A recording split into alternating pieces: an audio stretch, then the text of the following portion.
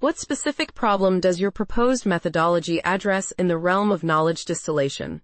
Why is it important to focus on enhancing the quality of labeled data in this context?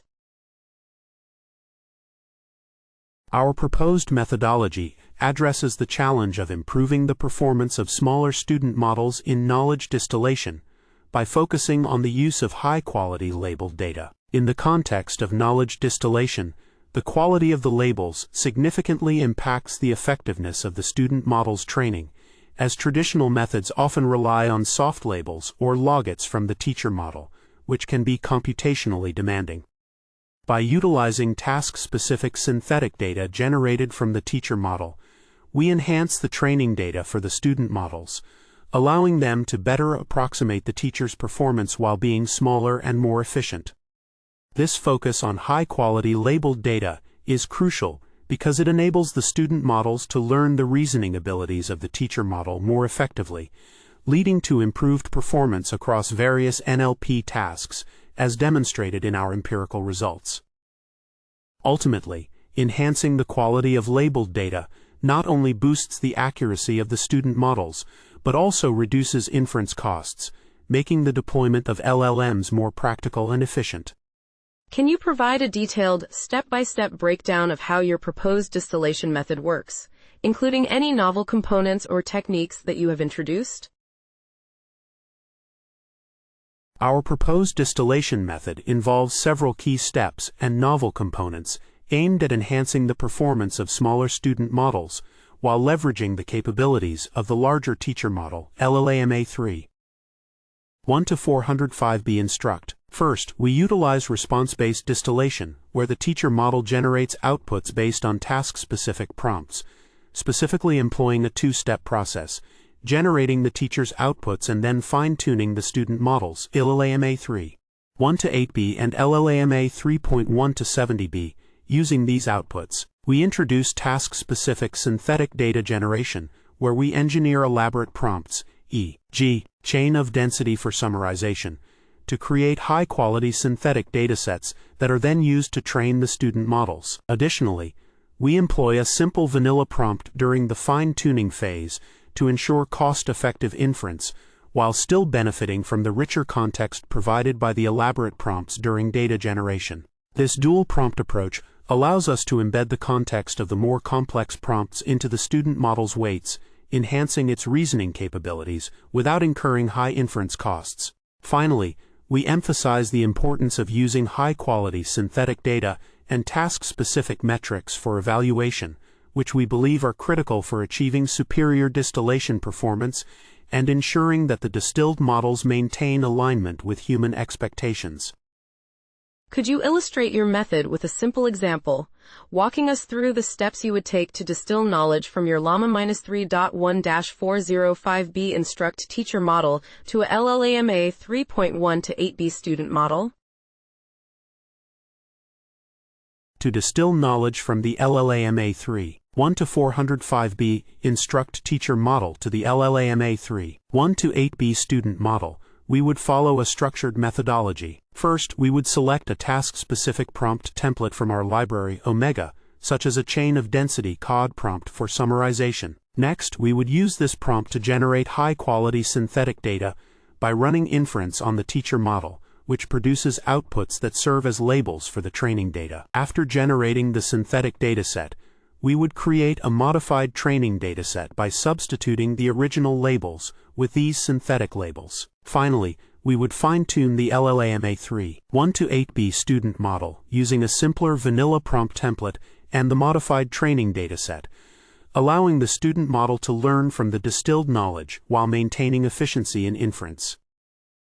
This process leverages the teacher's capabilities to enhance the student's performance effectively. What are the theoretical or practical advantages of the proposed method compared to existing knowledge distillation approaches?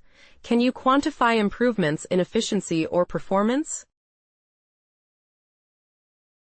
The proposed method of knowledge distillation offers several theoretical and practical advantages over existing approaches. Firstly, it utilizes a response-based distillation method that relies solely on predictions from the teacher model, allowing for compatibility with various fine-tuning APIs and accommodating different model architectures. This approach simplifies the distillation process and reduces computational overhead. Secondly, the incorporation of task-specific synthetic data generated through advanced prompts significantly enhances the performance of the student models, with empirical results showing that the distilled models can match the teacher's zero-shot performance on certain datasets.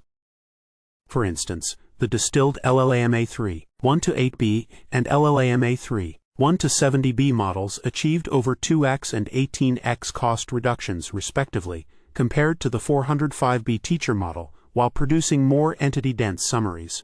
Overall, the method demonstrates improved efficiency and performance, particularly in generating high-quality outputs with lower inference costs. What experimental setup did you use to validate the effectiveness of your proposed methodology? Which datasets and metrics were crucial to demonstrating the performance of your distilled models? To validate the effectiveness of our proposed methodology, we employed a comprehensive experimental setup using LLMA3 1-405B instruct as the teacher model and LLMA3 1-8B instruct and LLMA3 1-70B instruct as student models. We conducted experiments across various tasks including summarization, natural language understanding (NLU), and conversational abilities, utilizing datasets such as COD, GovReport, BBC News, Alpaca, and Quora. For summarization, we focused on entity density as the evaluation metric, while for NLU tasks we computed accuracy based on ground truth labels. In conversational tasks, we employed LLM-graded metrics and human evaluations, particularly the helpful honest harmless metric for multi-turn HHHMT to assess response quality. The results consistently demonstrated that our distilled models outperformed non-distilled counterparts, particularly in generating high-quality outputs and achieving significant cost reductions in inference. Despite the strengths of your proposed method, what limitations or drawbacks have you identified? How might these impact the applicability or generalizability of your results? One limitation identified in our study is the reliance on high-quality synthetic data for the distillation process, which may not always be available or feasible to generate for every task. This dependency could restrict the applicability of our method to scenarios where such data can be effectively created. Additionally, we noted that the evaluation of distilled models, particularly in multi-turn conversational tasks, is sensitive to the prompts used for LLM-graded metrics, which can lead to inconsistencies in performance assessment. Furthermore, the human evaluation process revealed that the distilled models sometimes performed lower than their non-distilled counterparts, particularly in terms of verbosity, which may affect user perception of helpfulness. Lastly, the potential biases in human evaluations, especially in specialized domains like medical conversations, could further complicate the reliability of our results and their generalizability across different contexts.